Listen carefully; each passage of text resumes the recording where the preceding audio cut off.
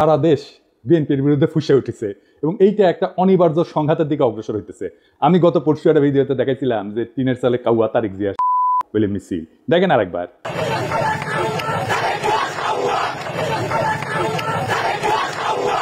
আজকে দেখেন একের পর এক মিছিল।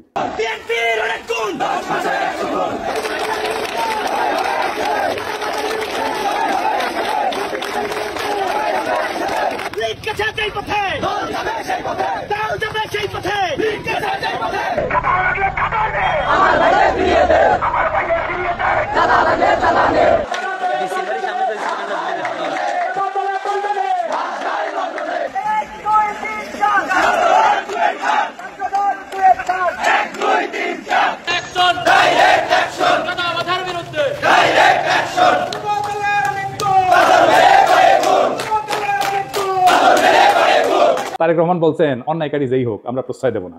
বরাবর আমরা বলেছি অন্যায়কারী আইনের দৃষ্টিতে তার বিচার হবে, দলের সাথে তার কি সম্পর্ক কিচ্ছু যায় আসে না, তাকে দল কোন রকম প্রশ্রয় দিবে না কেউ যদি কোনো অন্যায় করে থাকে। খুব ভালো কথা, কিন্তু গ্রেপ্তার করলে থানা ঘেরাও করে আসামি সিনাই নিয়ে যায় কেন বিএনপি? এটার উত্তর তো তারেক রহমানকে দিতে হবে। একটা দুইটা না, শয়ে শয়ে এডিটর সাহেব বিএনপি থানা ঘেরাও কিওয়ার্ড দিয়ে সার্চ দেন তো, দেখেন কত জায়গায় থানা ঘেরাও করে বিএনপি আসামি ছাড়াই নিয়ে যাইতেছে। শুধু কি তাই, বিএনপি নেতারা প্রকাশ্যে বলিছে কাউকে গ্রেপ্তার করতে আমাদের অনুমতি নিতে হবে, নইলে থানা ঘেরাও।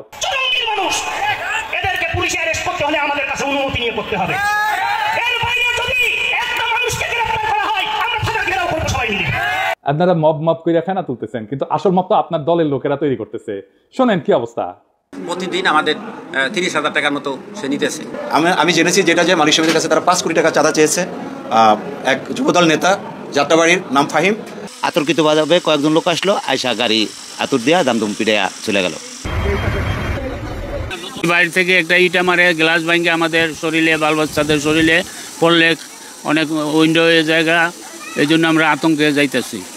আমাদের ভোগান্তি হইতেছে, আমরা রোগী নিয়ে যাইতে পারতেছি না, অনেক সমস্যা, এর বিশ্বাস চাই আমরা। একটা মানুষ ফ্যামিলি দোলাই পার নেমে যেতে, ওখান থেকে আবার যাত্রাবাড়ি করতে হইব, তাদের ভোগান্তি না।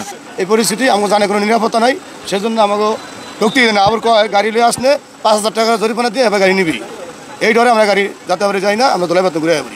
দুই রকম কথা বললে তো হবে না। আপনারা তো আইন শৃঙ্খলা পরিস্থিতির অবনতি ঘটাইতেছেন, আপনার দলের লোকজনই ঘটাইতেছে। আপনারাই বলেন মব, আর এটা কি থানা ঘেরাও? এটা মব না। আপনার দলের নিজেদের ভিতরে মারামারিতে গত 6 মাসে 43 জন মারা গেছে। নিজের দলের ভেতরে মারামারি থামাইতে পারেন না, প্রফেসর ইউনূসকে দোষ দেন।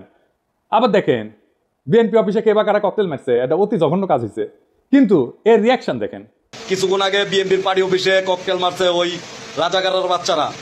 এই সরকারকে সাবধান করে দিতেছি, কয়ে দিলাম অতিরিক্ত বাড়াবাড়ি করলে সরকার, আমরা বয়সী সরকার নামাইতে 10 মিনিট সময় লাগবো না। এই কুত্তা মার্কা সরকার নামাইতে আমাদের 10 মিনিট সময় লাগবো না, সাবধান করে দিতেছি। কিন্তু আপনার কর্মীদের মনে আত্মবিশ্বাসকে জাগাইছে যে 10 মিনিটে সরকার ফেলাই দিতে পারবে। হ্যাঁ, এতই হেডম। তা হাসিনার চোদনে বাংলাদেশের মানুষ 16 বছর ছিল কেন? এই সরকারকে বিএনপি বসাইছে। আপনারাই যদি বসাইছেন তাহলে আপনারা এই সরকারের ব্যর্থতার দায় নেন। বিএনপির কিছু কর্মীদের কথা আর কি বলবো, এরা মনে করে কাউকে গালাগালি করে আসলেই তার রাজনৈতিক কর্তব্য পালন করা হয়। রাজনীতি শিখাইতে পারেন নাই নিজের কর্মীদেরকে, কোনটা রাজনীতি কোনটা রাজনীতি না, রাজনীতি কেমনে করতে হয় সেটাও শিখাইতে পারেন নাই।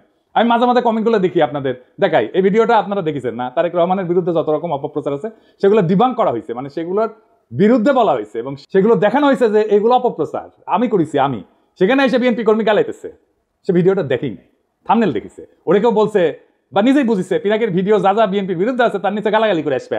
খবরদার ভিডিও কলে দেখবে না, ভিডিও দেখলে পিনাকি ডলার পাবে। তোমরা ভিডিও দেখলে এত বড় লোক হবি যে হাইগার ডলারে পাশা মুসবি। ওই আইসা থাম্বনেল দেখিছে আর কপি পেস্ট মারিছে। এইগুলো হইতেছে বিএনপির সমস্যা। এইগুলো চলে হুজুগে, ওই যে হুইনা মুসলমান আছে না, এগুলো হুইনা বিএনপি। আর এদেরকেই বিএনপি কন্ট্রোল করতে পারতেছে না। দেখেন কি বলে বিএনপির নেতা, রাজনৈতিক সংগঠন জামাত শিবিরকে উৎখাত করেই ছাড়বে। সে তার নেতার পক্ষ থেকে দ্ব্যর্থহীনভাবে বলতেছে এই শাহজাদপুর, এই সিরাজগঞ্জের মাটিতে জামাত এবং এনসিপি নেতাদের কবর রচনা করা হবে। শুনেন,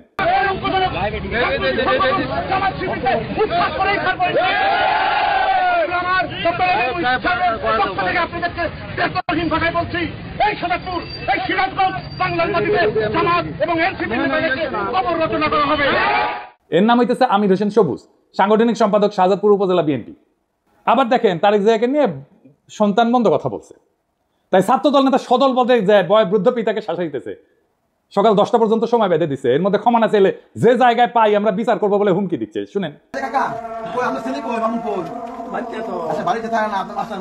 সম্পূর্ণ শ্রদ্ধা দিয়ে কইতাছি। হ্যাঁ, এই যে আপনার মাস্টার, আপনি মাস্টার, আপনার ছেলে তারেক রহমানের গালিগালাজ করে, তারেক রহমানের এই ছেলে, এটা কাকা আমি আমরা আচ্ছা কাকা আপনি 80 সালে বিএনপি করেন, আমার বাবা আমলি করতো, সমস্যা নাই, কিন্তু তারেক রহমানের নামে যে এই ধরনের কথাবার্তা লেখে, তখন আমরা তো মনে করেন যে আলোনবীর করে তারেক রহমানের মানি, বাপ দাদা বেশি মানি। আমি বিষয়টা হচ্ছে গিয়া উনি তো কোনো অপরাধ করে নাই, ওনারা এই যে গালিগালাজ করেছে কোনো আমি একটা কথা শুনেন, আপনার ছেলেরে ফোন দা কইবেন যে সুলতানের রায় ছিল কালকে সকাল 10টার মধ্যে তার টাইম, কালকে 10টার মধ্যে হ্যাঁ যাতে ফেসবুকে এই যেটা লেখছে এটাতেই ওই কয় যায় ভুল করছে, ভুল স্বীকার করে কাকা, যদি ভুল স্বীকার না করে এর বিচার কিন্তু আমরা মনে করেন যেই জায়গায় পাই আমরা বিচার করে দিব কাকা, যদি আমরা ব্যর্থ হই কাকা। আর বৃদ্ধ পিতা হাত জোর করে ভয় কাটতে শুরু করছে, বারবার বলতেছে সন্তান ক্ষমা চাইবে। যে নেতায় কাণ্ড ঘটেছে সে বারবার বলছে যে সে এর কারণে সে বহিষ্কার হইতে পারে, কিন্তু এটা তার কিছু যায় আসে না, কারণ জানে বহিষ্কার হইলে তার দল বহিষ্কার প্রত্যাহার করবে আমাদের অগোচরে, এটা সময়ের ব্যাপার, বহিষ্কার কাগজের ব্যাপার। এইবার শুনেন, এই যে আমি লাইভে আছি কাকা, একদম মনে করেন যে সারা বাংলাদেশে দেখতেছে আমার নেতা একটা মানুষ করতে পারে, আমার বহিষ্কার করতে পারে, আমার কোনো আপত্তি নাই। যাই হোক, বিএনপি মানে শুধু এরা না, এর বাইরেও বিএনপি আছে, আর তারাই মেজরিটি যারা সত্যিকার অর্থে শহীদ জিয়ার আদর্শ আর খালেদা জিয়ার উত্তরাধিকার বহন করতে চায়।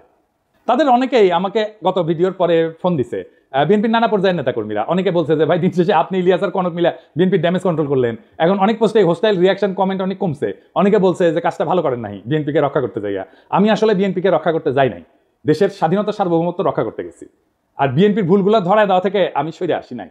এখন কইবেন বিএনপিকে রক্ষা করলে বাংলাদেশের স্বাধীনতা সার্বভৌমত্ব, দেশের স্বাধীনতা সার্বভৌমত্ব কেমনে রক্ষা হয়? আসেন এটা না বুঝে দেখি, বিএনপির সাথে স্বাধীনতা সার্বভৌমত্ব কেন যুক্ত। একটা আধুনিক রাষ্ট্রের স্বাধীনতা সার্বভৌমত্ব কেবলমাত্র তার ভূখণ্ড বা আন্তর্জাতিক স্বীকৃতির উপর নির্ভর করে না, বরং সেটা গঠিত হয়, তৈরি করতে হয় রাষ্ট্রের জনগণ, প্রতিষ্ঠান এবং রাজনৈতিক পরিকাঠামোর সমন্বয়। তিনটে জিনিস, জনগণ, প্রতিষ্ঠান এবং রাজনৈতিক পরিকাঠামোর সমন্বয়। এই কাঠামোর কেন্দ্রে অবস্থান করে রাজনৈতিক দলগুলো। রাজনৈতিক দল কেবল রাষ্ট্র ক্ষমতার প্রতিযোগী না, তারা রাষ্ট্রীয় কর্তৃত্বের সামাজিক অনুমোদনের ধারক, জন অভিপ্রায় প্রকাশের মাধ্যম এবং রাজনৈতিক স্থিতিশীলতার একটা মৌলিক স্তম্ভ। যখন একটা দেশের রাজনৈতিক দলসমূহ ধ্বংস হইয়া যায় বা তাদের কার্যকারিতা ভেঙে পড়ে, তখন সেই রাষ্ট্রের আন্তঃপ্রাতিষ্ঠানিক ভারসাম্য, জনভিত্তিক শাসন এবং কূটনৈতিক অবস্থান দুর্বল হয়ে যায়, যা সরাসরি স্বাধীনতা সার্বভৌমত্বের উপরে আঘাত আনে। কি জটিল লাগতেছে? আরো পরিষ্কার করে বুঝে দেখবো, আসেন বুঝে দেখি। রাজনৈতিক দল কিভাবে গণ অনুমোদনের একটা সাংগঠনিক রূপ। রাজনৈতিক দলগুলো একটা দেশের জনমতের প্রাতিষ্ঠানিক কণ্ঠ। দলীয় রাজনীতির মাধ্যমেই জনগণ রাষ্ট্র ক্ষমতায় অংশ নেয়। দল ধ্বংস হইলে বা নিষ্ক্রিয় হইলে রাষ্ট্রে জনসমর্থনের ভিত্তি দুর্বল হয়ে পড়ে, ফলে শাসন এবং সার্বভৌম কর্তৃত্বের বৈধতা প্রস্তাবিত হয়। রাজনৈতিক দলগুলোর মাধ্যমে তৈরি হয় নীতি নির্ধারণের ধারাবাহিকতা এবং বিকল্প। স্বাধীনতা এবং সার্বভৌমত্ব রক্ষা করে দুইটা জিনিস, কূটনীতি আর নিরাপত্তা নীতি। এটা ধারাবাহিকতা এবং বিকল্প চিন্তা রাজনৈতিক দলগুলোর মধ্যে বিকশিত হয়। দলের অনুপস্থিতিতে এক কেন্দ্রিক নীতি নির্ধারণ শুরু হয়। যেই নীতিতে পাবলিক সাপোর্ট নাই সেই নীতি দীর্ঘমেয়াদে টেকে না। এই এক কেন্দ্রিক নীতি নির্ধারণটা কেমন একটু দেখে আসেন। আমি একটা এক্সাম্পল দিয়ে বুঝি। ভারত বাংলাদেশের রাজনৈতিক এবং অর্থনৈতিক স্বার্থ এক, এটাই ছিল হাসিনার কূটনীতিক স্ট্যান্ড। এটা এক কেন্দ্রিক নীতি। ওই যে আলগা মোমেন বলছিল না, ভারতের উন্নয়ন আমাদের উন্নয়ন, ভারতের বিজয় মানে আমাদের বিজয়। শুনেন, আমাদের বিজয় ভারতের বিজয়, বুঝছেন? আমাদের উন্নয়ন ভারতের উন্নয়ন, ভারতের উন্নয়ন আমাদের উন্নয়ন। এই কূটনীতিক স্ট্যান্ড তো টিকে নাই। এটা হইতেছে এক কেন্দ্রিক নীতি নির্ধারণ। আমাদের সব সম্পর্ক সব নতুন করে করতে হইতেছে না, আগে ইন্ডিয়ার মাধ্যমে হাসিনা রাজনৈতিক সম্পর্ক তৈরি করতে, এবং এই কারণে আমাদের প্রতিষ্ঠানগুলো দুর্বল হয়েছে, আমাদের ব্যুরোক্রেসি দুর্বল হয়েছে, আমাদের কূটনীতি দুর্বল হয়েছে, আমাদের ডিপ্লোমেসি দুর্বল হয়েছে। রাজনীতি প্রাতিষ্ঠানিক ভারসাম্য রক্ষা কি ভূমিকা রাখে? সুস্থ রাজনৈতিক দলগুলা নির্বাহী, আইন প্রণয়ন এবং বিচার বিভাগের ভারসাম্য রক্ষায় সহায়ক হয়। দলগুলোর অনুপস্থিতিতে রাষ্ট্রযন্ত্রের অঙ্গগুলোর মধ্যে ক্ষমতার ভারসাম্য নষ্ট হয়। এর জন্যই কর্তৃত্ববাদী প্রবণতা তৈরি হয়, যেমন যেটা হয়েছিল হাসিনার আমলে, এবং এর ফলে বৈদেশিক হস্তক্ষেপের পথ উন্মুক্ত করে।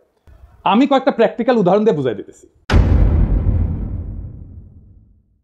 ইরাক 2003 সালের পর থেকে বর্তমান পর্যন্ত ইরাকে কিন্তু একটা রাজনৈতিক দল ধ্বংস হয়ে গেছে। কোন পার্টি? সেটা বাথ পার্টি।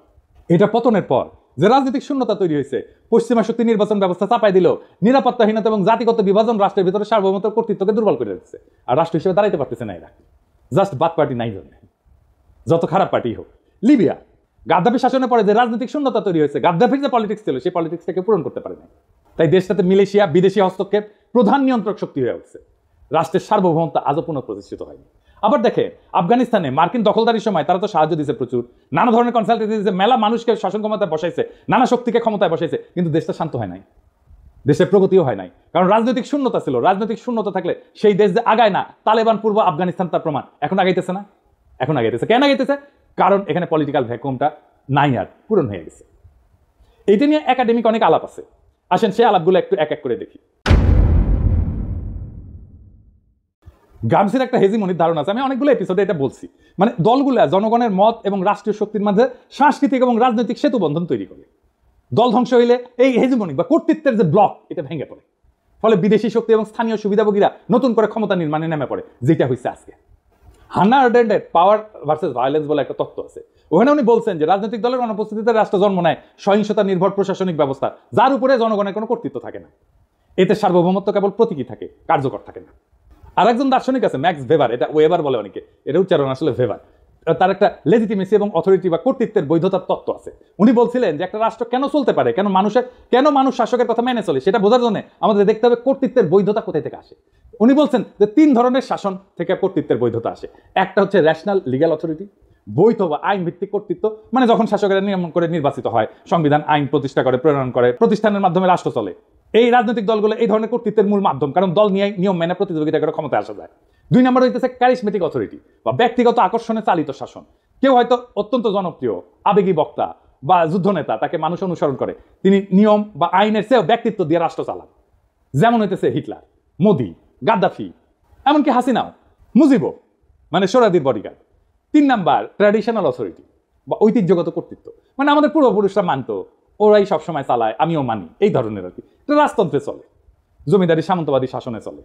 তাই ম্যাক্স ভেবার বলছে যখন রাজনৈতিক দল থাকে তখন রেশনাল লিগ্যাল কাঠামোতে চলে, নিয়ম আইনের প্রক্রিয়া। কিন্তু দল ভেঙে গেলে সেই জায়গাটা ব্যক্তির মোহ বা কারিশমা অথবা ঐতিহ্যের দাবিদারি, যে ট্র্যাডিশনাল পাওয়ার, এটা নিয়ে নেয়।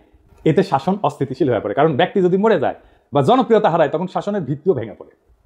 শাতাল মুফ ওনার নাম, আসলে এটা ওনার একটা তত্ত্ব আছে অ্যাগনস্টিক ডেমোক্রেসি। উনি আমার খুব প্রিয় চিন্তক। ওনার নাম আমাদের দেশে কত পরিচিত না, আসেন আগে দেখি উনি কে। শাতাল মুফ একজন প্রভাবশালী বেলজিয়ান রাজনৈতিক তাত্ত্বিক, যিনি মূলত গণতন্ত্র, রাজনৈতিক দ্বন্দ্ব এবং হেজিমনি, মানে যেটা গ্রামসির তত্ত্ব, আগে প্রথমে বলছি কর্তৃত্ব, রাজনৈতিক কর্তৃত্ব, এই বিষয়ক চিন্তার জন্য খ্যাত। তিনি আধুনিক র্যাডিক্যাল গণতন্ত্রের অন্যতম প্রবক্তা। তার কাজের মূল বিষয়বস্তুর একটা হইতেছে অ্যাগনস্টিক প্লুরালিজম বা বিরুদ্ধতাপূর্ণ বহুত্ববাদ। তো শাতাল মুফ মনে করে যে গণতন্ত্র মানে মতভেদের অবসান না, কিন্তু বরং গঠনমূলক দ্বন্দ্বের স্বীকৃতি। দেখেন বিএনপির মধ্যে মনে করে যে আমি যদি সমালোচনা করি আমি শত্রু, মানে তার সমালোচনা করাই যাবে না, সমালোচনা করলেই শত্রু, এবং ওইটা না করলে ঐক্য নাই। এই গণতন্ত্রই বোঝে না, ডেমোক্রেসির আধুনিক ধারণাগুলো এদের মাথার মধ্যে নাই একেবারে। রাজনীতি মানে ঐক্য না, বিরোধ রাজনীতি। আমরা একে অপরকে শত্রু হিসেবে না দেখে বিরোধী বা অ্যাডভার্সারি হিসেবে মানলে গণতন্ত্র টিকে থাকে। ওনার একটা ধারণা আছে লেফট পপুলিজম বলে, তিনি যুক্তি দেন যে ডানপন্থী পপুলিজমের মোকাবেলায় বাম ঘেঁষা পপুলিজমের দরকার আছে, যেখানে জনগণের আবেগ, পরিচয় এবং প্রতিবাদ সংগঠিত হবে প্রগতিশীল রাজনৈতিক লক্ষ্য নিয়ে। তো ওই যে শাতাল মুফ বলতেছে যে গণতন্ত্র মানে সবাই একমত তা না, সবাই মিলে ঐক্য তা না, বরং গণতন্ত্র মানে হচ্ছে নিয়ন্ত্রিত নিয়মতান্ত্রিক মতবিরোধ এবং বিরোধিতা এসে থাকবে, তবুও সবাই খেলবে একই নিয়মে। মতবিরোধের ক্ষেত্র তৈরি করে রাজনৈতিক দলগুলো, একদল বলবে বাজার অর্থনীতি দরকার, আরেক দল বলবে সমাজতন্ত্র দরকার, আরেক দল বলবে ইসলামী অর্থনীতি দরকার, এক দল বলবে আমার খেলাফত দরকার, একদল বলবে কর বাড়াও, আরেক দল বলবে কর কমাও। এই যে প্রতিযোগিতা এবং মতানৈক্য, এটার নামই হচ্ছে অ্যাগনিজম, মানে স্বীকৃত দ্বন্দ্ব। এতে জনগণের ইচ্ছা প্রকাশ পায়, নীতি পরীক্ষা হয়, ভুল ধরা পড়ে, বিকল্প ভাবনা আসে। কিন্তু দল ভেঙে গেলে কি হয়? আর কেউ প্রশ্ন তোলে না, আর কেউ বিকল্প দেয় না, শুধু এক শাসক বা এক গোষ্ঠীর মতেই দেশ চলে। এটাকে বলা হয় ওয়ান কালার অথরিটারিজম বা এক রঙের এক চিন্তার একচ্ছত্র শাসন। তখন রাষ্ট্র আর গণতান্ত্রিক থাকে না, হয়ে ওঠে এক পেশে আদেশের কারখানা। তাই রাজনৈতিক দল ধ্বংস হওয়া মানে কেবল একটা সংস্থা বিলুপ্ত হওয়া না, এটা রাষ্ট্রের গণতান্ত্রিক কাঠামোর অন্তঃসার শূন্য হয়ে যাওয়া, জনগণের প্রতিনিধির কণ্ঠ নিঃশেষ হয়ে যাওয়া এবং রাষ্ট্রীয় পরিসরে শূন্যতার সৃষ্টি হওয়া, যা বিদেশি শক্তি স্থানীয় শোষক শ্রেণীর হাতে রাষ্ট্রীয় নিয়ন্ত্রণের রাস্তা উন্মুক্ত করে দেয়। তাই স্বাধীনতা, সার্বভৌমত্ব রক্ষায় রাজনৈতিক দলের বহুত্ব, কার্যকারিতা এবং গণভিত্তি অপরিহার্য। এবার প্রশ্ন উঠতে পারে, বিএনপি কি দায় নাই এই ধরনের ঘটনা ঘটায়? অবশ্যই আছে। বিএনপি বলতেছে তার দলের এই বেপরোয়া লোকদের ঠেকানোর জন্য রাষ্ট্র ক্ষমতায় যাওয়া দরকার। অদ্ভুত কথা, এই তত্ত্ব দিতেছে বিএনপির লোকেরা। বিএনপি কিন্তু এই কাজ করতে গিয়ে জন্ম দিয়েছিল র্যাব, নিজের দলের গুন্ডাদের সামলাইতে পারতেছিল না, তাই র্যাব বানাইছিল। বিএনপির এইসব সোকল্ড ইন্টেলেকচুয়াল ইনফ্লুয়েন্সারদের সাথে কথা বলতে যাওয়াটা একটা যন্ত্রণা। খোদা তাআলা আমরা এমনই কপাল দিচ্ছে যে নিরেট মূর্খ, প্রফেশনালি আনসাকসেসফুল লোকগুলার রেফারেন্স দিতে হয়, একেবারে মূর্খ, কিছু জানে না। ইলিয়াস আমার উপরে খুব খেপা, এই জন্য খুব চেতিছে। ইলিয়াস কয়, দাদা আপনি এইগুলারে কেন মেনশন দেন? ওদের জীবনের সবচেয়ে বড় পাওয়া পায়ে গেছে, কিন্তু এইগুলো গুরুত্বপূর্ণ, কারণ এরা যে কি মাল সেটা বিএনপির কর্মীদের বোঝা দরকার। তো কারণ বিএনপির কর্মীরা তো ওদের দিকে তাকায় থাকে, ওরা কি লেখে দেখে এবং সেটা অনুযায়ী কাজ করে। তো বিএনপির কর্মীরা বুঝবে না যে সে কাকে ফলো করতেছে, তাকে কে ইনফ্লুয়েন্স করতেছে, সেটা দেখবে না, দেখার দরকার আছে তো ইলিয়াস। তাও আসেন আমি বিএনপি ওয়ালাদের দেখাই, দেখানো দরকার। এটা আমি এইভাবে সব কয়টা বিএনপির অনলাইন কুতুবদের দেখাবো। একটা মানুষ দুনিয়ার জন্য কতটা ইউজফুল এটা বোঝার জন্য আপনি দেখবেন তারে কেউ রিক্রুট করছে কিনা, তাকে কেউ চাকরি দিচ্ছে কিনা, তারে কেউ বেতন দিয়া পালে কিনা, সে কি কাজ করে, কি কাজ করে খায়, পেট চালায় কি করে, তার সাথে প্রফেশনালি কে কানেক্টেড, এটা পাবেন আপনি লিঙ্কডিনে। আমি নিজেও একটা ঠাপ খাই এটা শিখেছি। করে আমার কাছে দাবি করেছিল একজন পিএইচডি আর ইউনিভার্সিটির টিচার। তো ওই লিঙ্কডিনে গেলে কলে আমি বুঝবার পারলামই যে ওই ক্যাঙ্কা পিএইচডি আর ক্যাঙ্কা ইউনিভার্সিটির টিচার। তো বিএনপির এই অনলাইন কুতুব লোকে বলে বিরিয়ানি আলম, কারণ বিরিয়ানির দোকান থেকে টাকা নেয়, সে দাবি করে সে মার্কেটিং করে দিছে, তাই টাকা নিছে, ফেয়ার এনাফ। কিন্তু কামটা করে কি, যে কি কোথায় রিক্রুট করে ওটি আছে।